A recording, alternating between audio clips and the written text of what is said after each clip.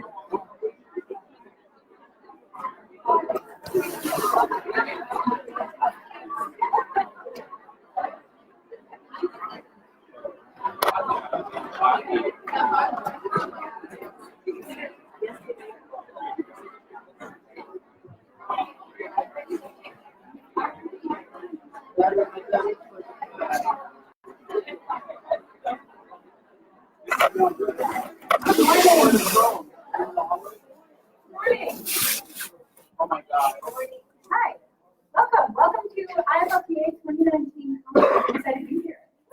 Yay! My name is Amanda Beck. I am the 2019 conference chair. I teach German in West Lafayette at Pearson High School, and I'm really excited to have planned this conference for you guys. There are lots of exciting things going on. We've got lots of workshops, sessions, lots of special events happening today. So I hope that, and tomorrow as well, I hope that you'll be able to find something in there to bring back to your classroom and to your students. I have a few announcements, a few reminders before we get started this morning. If you could, please take the time to evaluate the sessions and workshops that you attend. In the booklet, there is information about that. It's also the link is also posted around the building. It is a simple Google form. If you've used Google Forms before, once you submit it, I have it set so that you just click the link to submit another response, and it will take you right back to the beginning of the form. So you just have to go into it once. And they're all in there. You can just click through, give your feedback. That helps us determine who goes to special state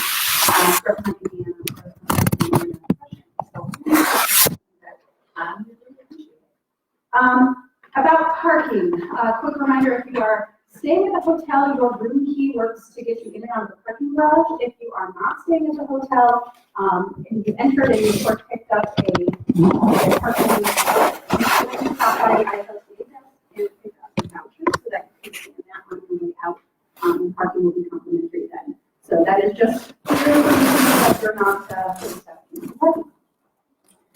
Tickets for the luncheons, I believe, are either closed to sign up or are potentially closed out. So you can go check your flight and cover at the registration desk. If that's something you're interested in doing. Exciting news today about the luncheon. The raffles, of course, happen usually on Friday. And there are 3 ACFL memberships this year that will be raffled off during the luncheon today. So, there are still tickets available. Maybe you consider joining us. Finally, Creative Project is back. After, I think, a few years now, 3 or 4 years of not having it. We've tried to get that started again this year. I attempted to email out about it, and I know some other information is kind of filtered out about it as well. If you have that, please make sure that you submit those projects by 11:30 today. Kathy Darnell, right here, and Steve Oldhouse, I don't know if he's here or not. They're in charge of it, and they may be able to help you with any questions that you have. That's it for reminders. On to the admin stuff. Our keynote speaker today is Tina Hargaden. Yes.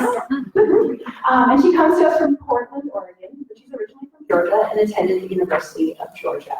She started teaching in 2003 and has taught not only French and Spanish, but also language arts, English for speakers of other languages, and social studies. These experiences have given her a unique perspective on language learning and literacy. As an active member of the CI Liftoff team and the author of the book Stepping Stones Beyond Your Love, Tina is a passionate advocate for comprehensive input and professional development. I was very, very excited when she very quickly responded to my request that she be our keynote speaker. I think it was within a day. It was awesome. I was like one of those things, like, yes, I can check it off the list now. I'm really excited that she's able to be at our conference, and I hope that you enjoy the keynote speech today by her. And so I ask that you welcome our speaker.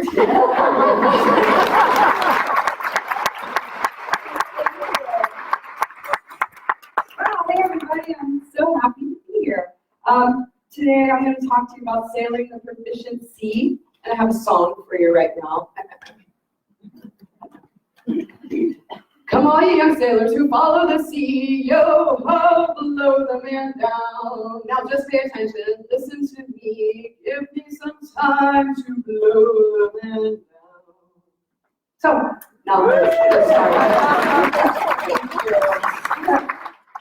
So the adventure of taking our kids on this journey to language proficiency, it's an amazing adventure. But it's not always smooth sailing. But the destination is definitely worth the ride because, well, where are we taking them? We're taking them to learn about other cultures and taking them on this journey through time and space to connect with people in faraway places and faraway times. And we're taking them on a journey of self-discovery and a journey that lets them see their own language in a new way, by making comparisons between the second language and the first or second or third language that they already have. And we're taking them on a journey of growing dendrites inside their brains because they're going to be laying down new neural pathways with all these new language data that we're giving them. So it's just amazing, except when it's not. Because sometimes it's like you gotta sink or swim, right? Like for us, it's like, oh, okay, there's so many different ways to do this job. It's a lot like language arts. When I first started as a language arts teacher, it was like a wide open ocean of literacy. Language arts is a lot like art standards. It's like, what are we supposed to do? We're supposed to make them stronger readers, stronger writers, stronger speakers, stronger communicators, better thinkers, better people in general. But that's pretty big. And then our standards are also very big. I went to a training for Project GLAD, which is an ESOL organization, and most of my fellow students in my group were 3rd, 4th, and 5th grade teachers, and they were like all talking about their content standards and what they have to teach, the 23 causes of the American Revolution, the 45 causes of the fall of Rome, and we don't have that. We have 5 standards, and they're all very like broad. So sometimes we feel like we're kind of swimming or maybe even sinking in this like huge ocean of possibilities. Like, what are we going to teach? And then sometimes we feel like our kids are drowning too. Like, I just taught them the subjunctive for like 3 months, and I gave them the test, and like, they can't even use it. Or I gave them the test, and they did all pretty good, but then like 5 months later, like they're just all over the map and like drowning, and they don't remember anything I taught them. And then sometimes there's storms, and the little mateys start to get restless on the boat, and it might be like a mutiny on the Bounty, and you're like out on the end of the gangplank, you know, like with your arms tied beside you, and like they're back on the, you know, poop deck, like cheering for your demise. And then you're like looking down, and there's like sharks down there. You're like, well, I guess those sharks maybe look a little more friendly than the guys back on the boat. And then sometimes they have storms, the kids, because like they study and study and they do their flashcards, and then like they can't do the thing on the test that they're supposed to do. And then sometimes we lose some of them. They get on the life raft and they like go take, I don't know, graphic design or something like that, because maybe we're not like retaining our crew all the way to, you know, Spanish 4 or AP. Like if we look around, sometimes like the classes in first and second year are kind of bursting, because I don't know about you guys here, but in my district, in Portland Public School, they have to be there for 2 years. And then you look around in 3rd, 4th year, and 5th year, and there's like 5 of them. The rest of them like jumped on the life raft and went off to Closure Island. But if you really look at the actual core practices and the actual standards and the actual performance descriptors and proficiency guidelines, in reality, like a lot of those storms don't really even like exist in the proficiency descriptors and the performance descriptors and locations. In reality, there's really not any storms in the journey to language acquisition. I think sometimes we like manufacture our own storms. We're like nuking the hurricane ourselves. And so like we lay all this stuff on top of what Apple says for us to do, and that is often where our storms come from. Because if you think about it, like when they were 2 and 3 and 4 years old and they were acquiring their first language, or maybe even their first, second, and third language, I taught ESOL. Any ESOL teachers in here? I taught ESOL, and you probably know this too. I had kids from Africa who already had like 3 or 4 languages. And they were learning English as a second language. Like we changed the name of that. It's like English as a 7th language. It's still ESL, right? English as a 6th language. So for a kid learning their first language is generally smooth sailing. They're not sitting at home like thinking about dropping out of being 5. And so why is that? It's because they're using the language to do things that kids want to do. They're using the language to get more milk or get more cheese. My daughter's first word was shh. It wasn't mama, okay? I nursed that child for 2.5 years. But I guess she took me for granted because her first word, she pointed to the fridge and goes, cheese. And we're like, you want cheese? So when a kid is acquiring a language when they first, get born, it's not, there's no storms. Sometimes they make mistakes. They all make mistakes. They go through those natural stages of language acquisition, just like our kids do. And so they say goad, and then they say wented, and then they finally say went. And then sometimes they go back to wented and goad. But eventually, there's not that many grown-ups walking around there saying wented. And nobody ever had to like shed any, well, they probably shed some tears because they're kids, but they, nobody shed any tears over some big test they had to take, or like that. No mom generally is sitting around thinking like, my kid's saying wented, what's wrong with that? But like, we do in language class, and then we're like, oh, they should know this. And then even people who are like, oh, I totally get like the CI thing, like I'm gonna give them CI, and then they're gonna like be able to use this adjunctive perfectly after like a month of that. But that's like it is smooth sailing to get to the ability to use this adjunctive, but it's not quick. And then sometimes we, like I said, we manufacture these storms. So I drew this because I thought about it after I heard a talk by Bill Van Patten. Anybody listen to Bill Van Patten's podcast? It's great. If you don't listen to it already, maybe you want to check it out. It's called Talkin' L2. There's no ing on there. It's Talkin' L2. Because he's a man of the people. So Talkin' L2 is a great podcast. And he was talking about error. This is where a lot of these storms come from, right? Like we're like, oh man, I want them to do this. I want them to be correct when they say this thing. I've taught it, we've gone over it, I've used it, they've had a lot of exposure to it. Like, why do they all fail the test? Or why do they all pass the test and a month later they can't use it? So Bill Van Patten was talking about the concept of error. And when he says the word error, E-R-R-O-R, okay, I am from Georgia, so error, mistakes, the fancy word for mistakes. He was talking about the concept of error. And when Bill says error, you can practically hear the quote marks and the air around that word, even though there's no video on the podcast. I just picture him doing this. Because really, in linguistics, there's not anything called error. There's developmental stages.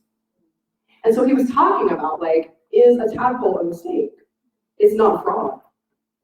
It's dreaming of being a frog, but it's not a frog yet. But the tadpole is never going to become a frog unless it goes through like this little tadpole stage of like, well, I put the legs on there because I didn't want to look like inappropriate. But this is, lucky for me and my drawing skill, this is one of the stages that a tadpole goes through. It's not quite a tadpole, it's not quite a frog. Just like when somebody says, yo, tieno, it's not really Spanish yet. So one time, so I'm like super active on Facebook. If you want to join this group that I started 3 years ago, I started this group 3 years ago with 70 people, and it's 70. It's 70. 7 people, 70, I'm not a math teacher. 70 people were in this group, and now it's like 8,600 people. So there's a huge group of like very engaged language teachers. It's called CI IFLTA. Like, so if you want to join that group, I will approve you as fast as I can. But anyways, I didn't know that Bill Van Patten like ever read what I wrote on CI liftoff until one day when he like actually corrected me. So when he was talking about, okay, well, whatever. At least I got a mention from Bill Van Patten. I thought that was pretty good. So it would have been nice if he was like, Tina, you're so correct. But then I just like to assume that if I don't hear from Bill, like everything's fine and I am correct. That's what I assume, innocent until proven guilty. So Bill came out of his, golden tower that he lives in of linguistics and came down to tell me that I was not correct when I told the teacher. They were showing a sample of their students' work and they were saying like this could not be intermediate low or intermediate mid because look at all these errors. Things like TNO, which if you don't speak Spanish, that's like saying I am. And I said to the teacher, like, oh, well, I mean, you can't just knock the kid down because of the patterns of errors that you see, because patterns of error will persist through intermediate mid. Like, that sounds very official, like actual language. And then Bill comes on and says, actually, Tina, that's not true. Patterns of errors don't persist through intermediate mid. They appear in intermediate. In novice, there is no pattern of error. It's just a hot mess. He didn't say hot mess, but he is the diva of SLA, so I imagine he probably was thinking that. But yeah, if you see patterns of error like TNO, like you should be like, woohoo! My kids are like getting a pattern of error, but it's pattern. Because they internalize that O means yo. And they hear TNA and like you hear TN a lot. TNA, like there's more TN out there than tango, which is the correct way to say, that I have something. And so he says you should actually be happy when you see these patterns of errors coming up because it's like your little tackles growing some little legs.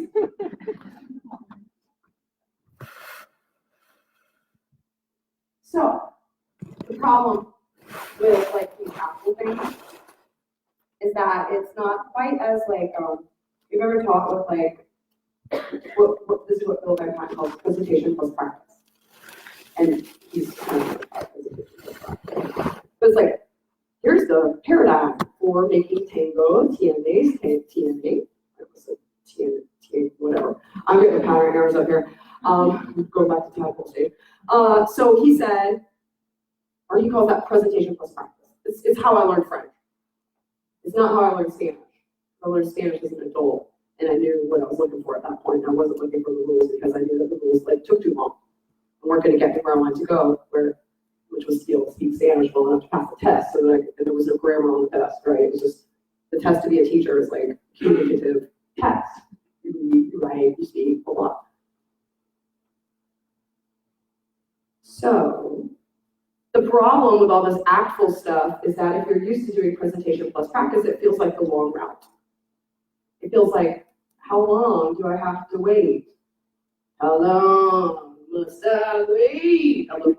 Okay, so how long, you just feel like, how long do I have to wait? Like, when is this journey gonna be over? Like, to go back to the ship metaphor, it's like you're out in the middle of the doldrums where there's no wind and there's no wind in your sails, and this is like like folks that don't go with the wind.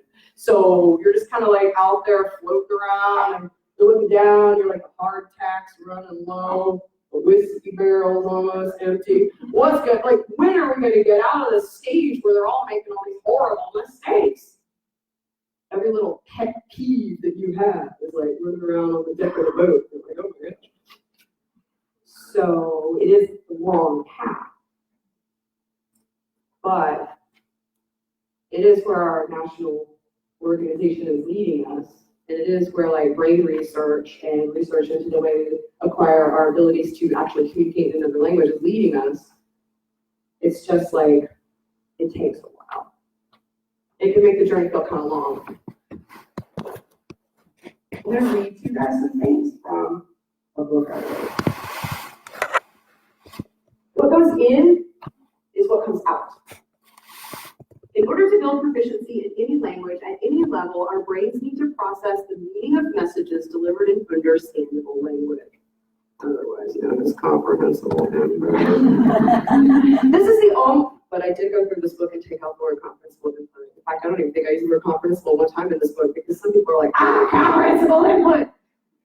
So I just say understandable language. It's kind of the same thing. Our brains need to process the meaning of messages delivered in understandable language. This is the only way that increasingly advanced proficiency in speaking and writing the language is developed. We put the messages in, and then we wait. And wait until they coalesce into usable language and emerge as output. It's kind of like saving for retirement. We have to put in the kind of discourse that we want to see students producing later. We have to be patient and know that as we provide them opportunities to process meaning in the language, that they are also building up their acquired competence. And of course, if our messages are all about culture and comparisons and communities and products and practices and perspectives and all that good stuff, then they're also building up intercultural competence. One day, students can begin living off the interests of all the language we have patiently and consistently deposited in their minds. We have to trust that one day they will output language that maybe they'll output one language and maybe teach to them. We have to trust that one day they will output language that resembles what we put in. We have to be prepared to give students the benefit of our trust that even if their output is difficult to understand at first, even if it is riddled with error and hesitation, even if it mixes their L1 and L2, that it will eventually, given enough time and more input, move towards more accurate convention. This process is slow and inexorable and also unstoppable. It is like a natural phenomenon, an act of God. Like flakes of snow freezing together, accumulating over time into a glacier, each exposure to meaning extracted from the language gently lays another flake onto the pile. And over time, these flakes fuse into a coherent, deeply internalized system of acquired competence in the language. It takes time and patience and trust to build this system. It goes against the American way. Pop a pill, tap an app, Amazon Prime app, helping. It seems inefficient, but it is, in the long term, the more efficient way, for it is the way that lasts. It's the way that builds a strong foundation. It's a long path, but it's the only way to get to our desired destination, true, lasting, acquired competence, and the ability to use the language to express and interpret meaning without having to consciously think about the language used to communicate that meaning. The shortcut to the long path that leads nowhere fast. Many teachers have organized their language programs around the short path. They want to teach and practice language forms and functions so that their students can output greetings or a description of their family or commands. It feels satisfying to teach something and then hear our students producing what we taught them. It feels like we've accomplished something, and we have. We have led our students to consciously learn some language. The problem is that this consciously learned language is not robust enough to be of much use to our students. It's not true language competence. It just looks like competence. It is best called language-like behavior. Practice language and consciously learned rules feel like a shortcut, but they're a shortcut to nowhere if our desired final destination is acquired competence in the language, which can be thought of as effortless communicative ability. Effortless communicative ability. Our students can only reach the final destination by means of the long path. It is a long, winding path, and the going is slow, and each traveler proceeds according to their own internal timeline. Conscious learning feels like a shortcut, but there are no shortcuts in laying down the foundation of true acquired language proficiency.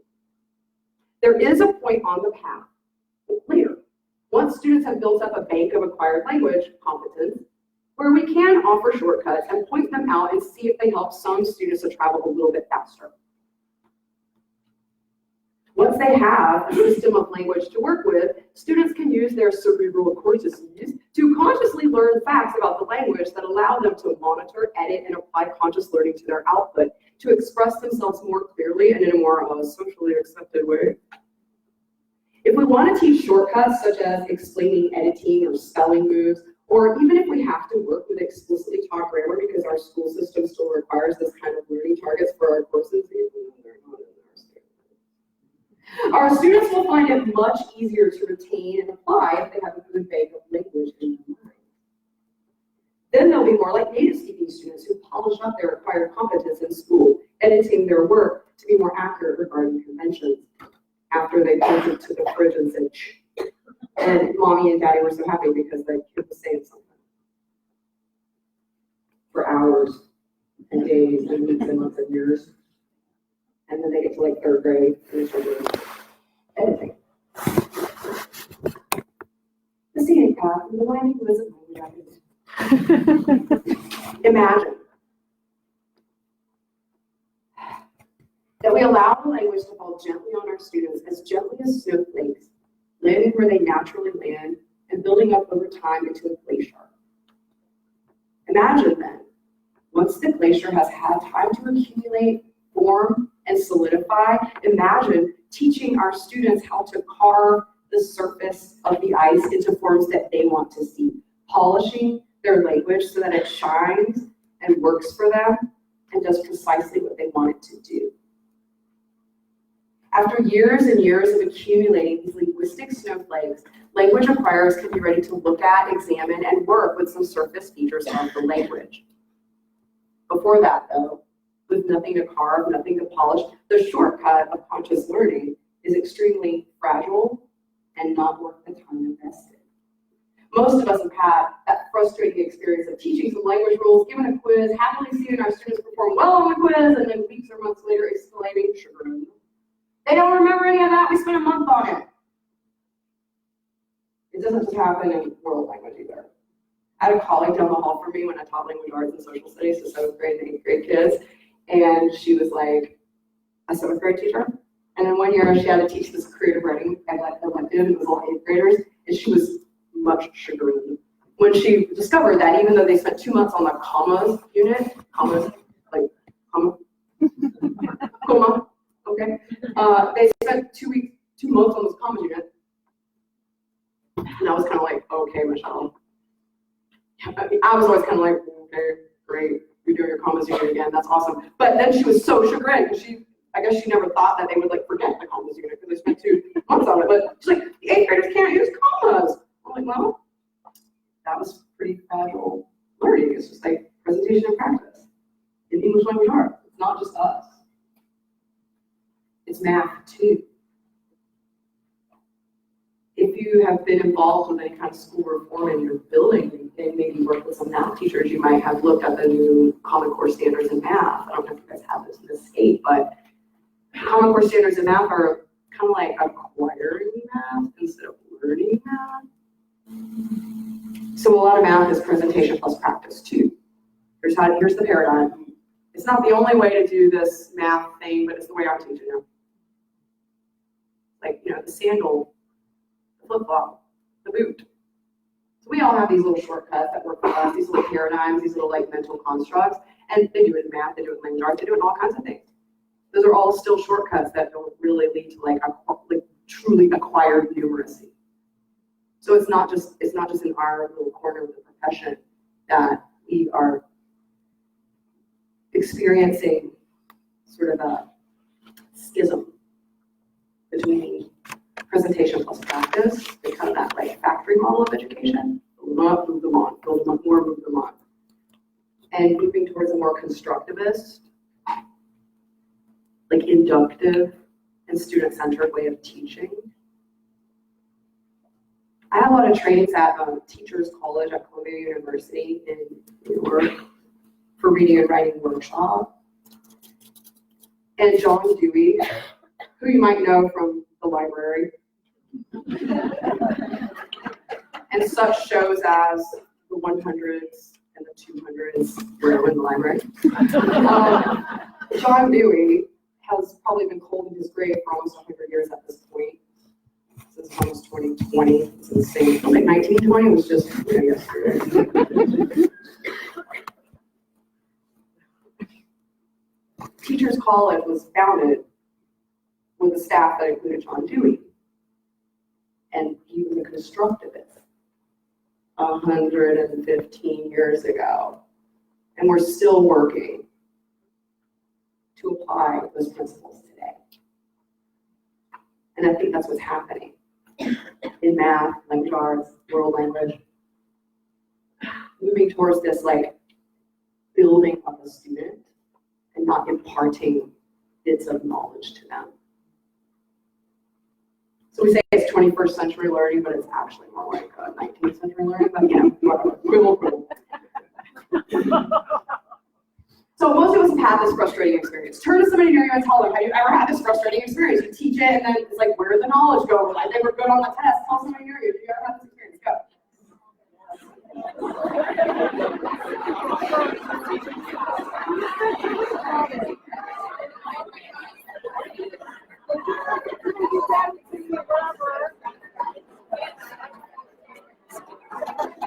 Oh, wow.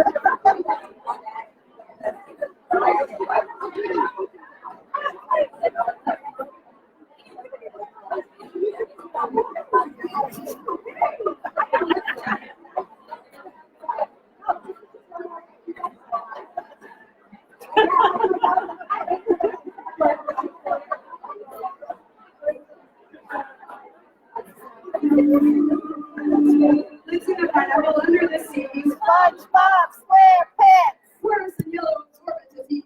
SpongeBob SquarePants. It's nautical nonsense. Be something you wish. SpongeBob SquarePants. Drop on the deck and flop like a fish. I had a French class one time. That's how we got class started.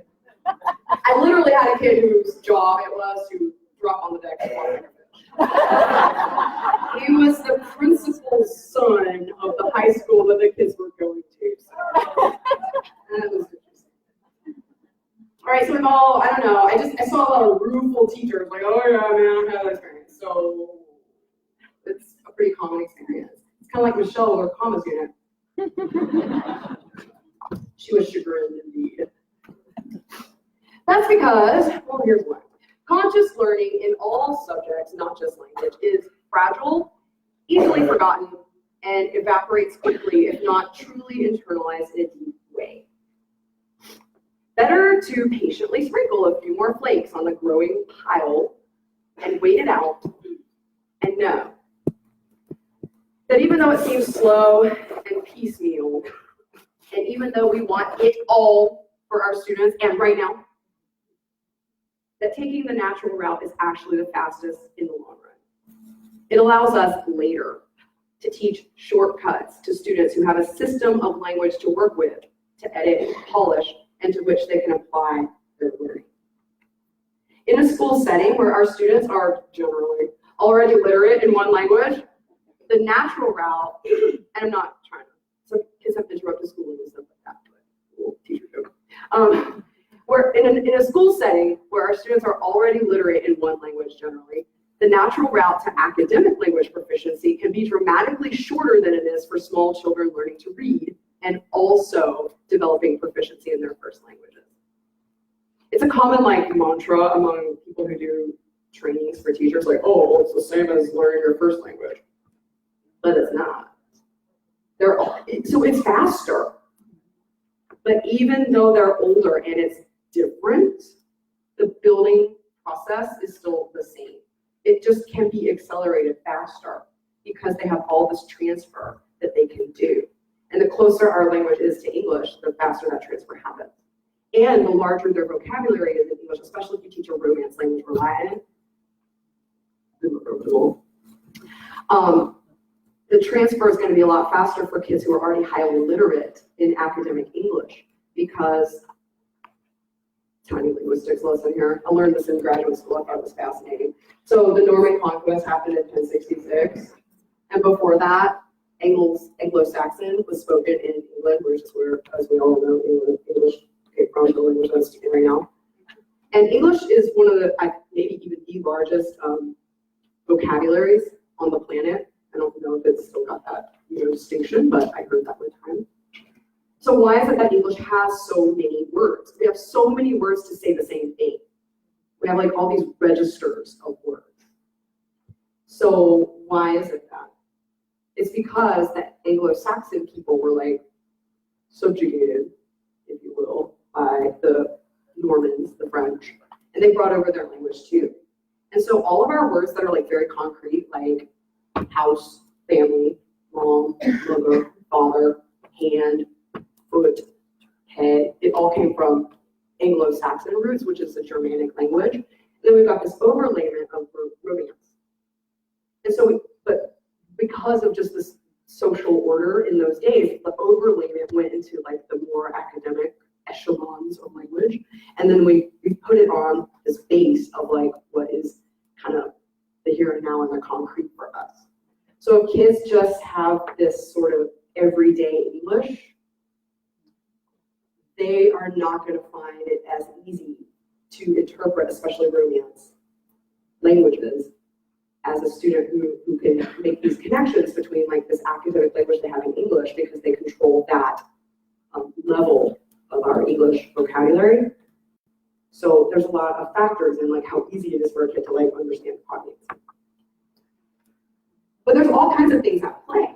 There's all kinds of things that actually make this second language, or whatever language that they're learning with you, maybe it's their third or fourth or fifth, that make it quicker. But it's still communicative experiences that build that true lasting language competence. If we want our students to develop advanced levels of language proficiency, we must begin providing a rich diet of opportunities to interpret the meaning of complex messages in the language. I would even go so far to say that would probably mean using the past tense in first year. Makes a difference. In Portland Public Schools, we have all these meetings of, we have these job-alike meetings where you get together with people who have your alike job.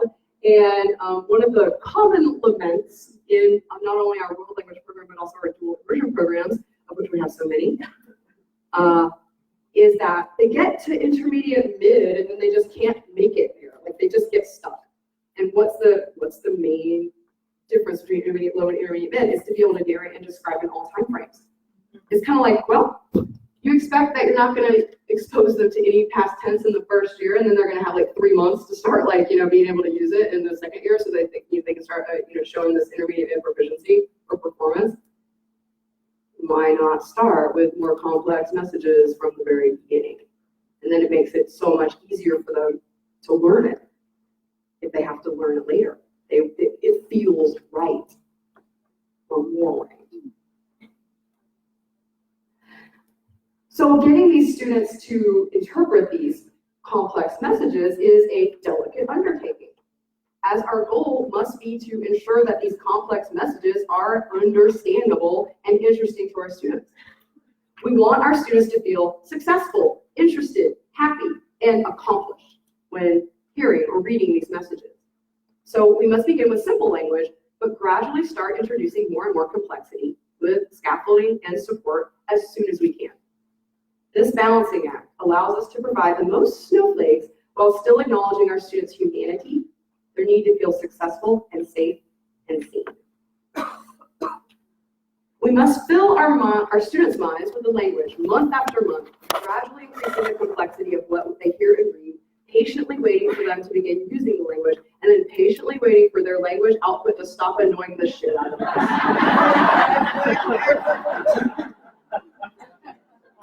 I think I put that in there as a joke for Brett Chongo, and apparently I never took it up. I did not know I was going to say that one I hope you still love me anyway. We must resist the temptation to put our students on the spot by requiring them to produce more language than they're capable of. Gradually, we shift the balance of class time from mostly interpreting meaning towards more opportunity to express meaning in speaking and writing. So, that's the long run. It is annoying. Every single day on that huge Facebook group, I get I read lots of posts. Look at these things that my kids are doing. They're so great. They're writing pages. It's only November, and they're only in first year, and they're only 13 years old. Look. They can't even spell this word. I've said that word a million times. They can't even. So if you fill your kids with lots and lots of language, you will. Okay, just raise your hand. Have you ever cried looking at what your students can hold? My friend Ryan Campbell, who teaches in Washington State, she, by the way, in Oregon, we don't say Washington State. We say Washington. And then the other Washington is Washington, D.C. But in the rest of the country, nobody says that. They say Washington for Washington, D.C., and they say Washington State for what we call Washington. My friend Ryan teaches in Washington State, and she was reading some of her students' work and displaying it at a conference that I was at, and she started crying in front of everybody with just surprise and joy at what they can produce. But if she were to pick through it with a fine-tooth comb and think I wanted them to learn this thing, and then when I asked them to sit down and write with no reference materials for 10 minutes and they write a page, look at all those errors. So it's what are we looking for? What was I looking for when my kid pointed to the fridge and said, shoot? It's no, honey, that's cheese. Well, that wasn't going to come for a long time. I was just yay, she said cheese. Then she got so obsessed with cheese that she had digestive fine. It's all good, whatever. But, as far as the communication went, I was pretty happy that she was making her best effort. So we're so patient with our little kids. We take Facebook videos of them now. My daughter's 22 years old and kind of make Facebook videos of her. But we post it on Facebook, we call grandma, say it again, and then they won't, And then our kids, if you fill your kids up with language, you will be surprised at what you see. Some things, it's weird. Some things you said, bless you, 1 or 2 times. Literally 1 or 2 times, and somehow some kid remembers it. I've read my kids' writing sometimes, and I'm I don't even remember saying that. But I'm the only person they've ever heard talking in French, so I guess I must have said it. And then you just remember that it's so mysterious. It's like this black box inside. You don't know what is gonna stick when you put the stuff in. If it was very memorable, or it was surprising, or it created some cognitive dissonance in their mind, it sometimes just sticks. And then you can say tiene, tango, and then they're still not gonna put it out. So it's uncontrollable, it's wild, it's natural, it's human, it's what makes us human, you might say. Our ability to take this complex system, so complex that true linguistics is not comprised of grammar rules. I don't know if you've ever seen this. I saw this in a presentation with Bill Van Patten one time at California, same thing as you guys, but California's. He showed this decision tree that happens in German. There really is no grammar in our minds. It's a complex, more complex than any computer can really do. They're getting there though. Do you know how come? So it's a decision tree, and there's just so many branches on this tree. It's completely impossible for us to consciously process that quickly. It only happens on this sort of subconscious level in this weird black box called the language acquisition device that we don't know what really happens in there. But speaking of computers, have you guys noticed Google Translate's getting real good? Yeah. Okay, so now that they can rampantly cheat, maybe we should just try to actually make the content language, because that's our only hope, really. But do you know why it's gotten so good so fast in the last couple of years? because they were teaching it algorithms, and then they decided they would try something different, and they started feeding it text.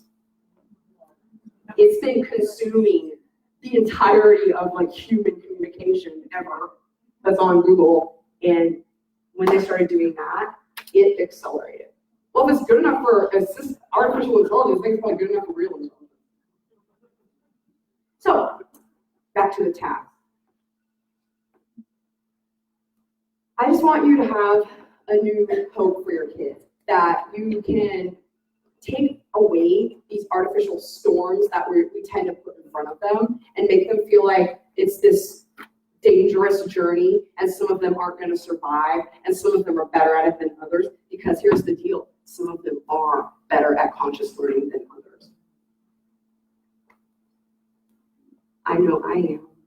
I'm not trying to brag, you should see me try to do math, I'm horrible. But some people are just really good at like internalizing the rules and then just quickly like thinking about them, putting them together and outputting. But everybody can speak their first language, even the dumbest ones in the whole class. They probably speak their first language a little too much. And this is the final slide, and I just want to say, like, you know, what do we really want for our kids, and what do we really want for ourselves? We want amore. Apparently, sailors really like Italian. I don't know, like half of the tattoos I found were all inside. So we really want them to love the language and love the cultures that speak the language and love us. Let's be honest, lonely up here at the top. And we want them to love each other and love our class and continue on, so that when we look at our ship, you know, in 3 years, and we look at our 3rd year and 4th year class that's, you know, bursting with young ladies swabbing the poop deck. And we want them to continue on and seek out opportunities to use the language and not be like my mom. My mom loved French class so much that she gave me my middle name is Suzanne, and her name is Susan, and that was her French last name. But that's all cute and everything, but she'd never gone to France until I turned 40 and she turned 60. Yeah, we fast. So she turned 40 and I turned 60, and at the time my daughter was also 20. So, and for our 100th birthday together, we go to France, and we're in Paris, and we were like at a cafe, and she had me with her, and I'm like the baby, you know, human translator that she produced and gave the name Suzanne to, and just like cursed me in French. So we're at a cafe, and she wants to order a beer. And that's nothing new. But what was new is that it's in Paris. And so I'm like, je voudrais une bière. She wouldn't say it. She wouldn't say it. I kept saying it to her. She started crying. She's like, I can't do it, Tina. I can't, because I'm not going to say it right. And then I go, how did they teach you? I never really asked my mom. Weird. We talk about all kinds of things, but not this. So I was like, how'd they teach you? And she goes, well, my teacher used to like ask us questions on the book, and if you didn't get it right, then you say it again and again until you got it right. And it was so, my mom's a real perfectionist, and she had a really hard life as a kid. She was so painfully shy. Even when I was a little girl, she would send me in to get the bread at the convenience store. So she was so shy, and she was so like damaged by her dysfunctional childhood that like it was so damaging to her to have that experience in French class, even though apparently she loved it enough to pass on her name to me that she could not speak 45 years later the language, even when her daughter was sitting there like whispering into her ear. So I don't want that for our kids in the future. I want them to feel comfortable and happy, and like they love the language and they love using it, and they know that like if you say yo Tino, people are still going to understand. So it's the same thing. And in reality, there's really no storms. We have the best job in the building. I know I'm over time, I'm sorry. We're the best job in the building. We practically teach a class that could be called breathing. Everybody can breathe as long as their body's working and their mind is still intact. And as long as you've got the articulators and the lungs to press out the air and the cognitive ability to use language, like you can learn language too. Maybe PE. Maybe. around, and you never see me try to do a layup shot. So we really do have the easiest job in the building. It's just that we have to find ways to like give our students messages to understand, and then eventually they can produce, and then it just has to be understandable to them and interesting enough for them to pay attention and not try to like Velcro their shoes instead. If you would like to get that excerpt plus a little comic book thing, I'm a pretty good drawer. I do these myself. So this comic book guide to the actual level. And if you go here, you can sign up for my newsletter, and I promise I won't send you any spam. I'll send you like really cool stuff. And you can download an excerpt from the book that includes what I just read to you, as well as it comes in a big PDF, the graphic guide to the actual book. It's got a picture of Steve Krashen that I drew. He was here last year, so if you want to see what I think he looks like, you can get the. Yeah. All right, thank you guys so much. I'm sorry that I'm like so long. Thank you so much.